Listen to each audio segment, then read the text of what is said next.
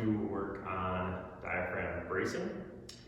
So this is all built on the proper breathing technique. So if you're having troubles with that, let's work on that a little bit more before we get to this step. So our core is basically the synergy of a couple different muscle groups. We have our diaphragm, which is what breathes us. We have our pelvic floor, and then we have all the muscles in between, including the abs in the front and some of the deep spine muscles in the back and everything around that.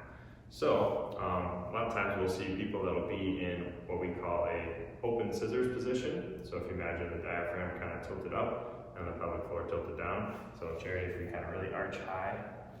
So it's a little exaggerated, but you'll see a lot of people will be in that. So we want to be sure that we can push that back down.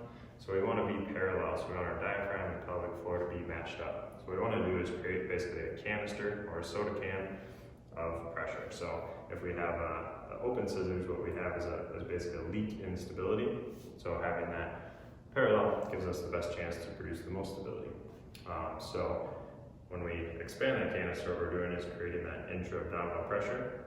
And then so that pressure coming out creates an equal force back in, and that's what's going to give our spine all that stability, especially in the low back. So we're going to start just by doing a couple nice breaths. And as we breathe in, right, so we're going to fill up all the way down here. And she's doing a good job with that.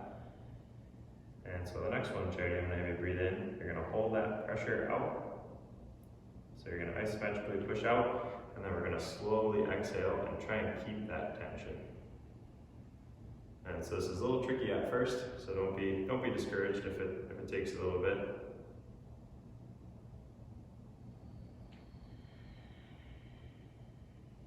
Good.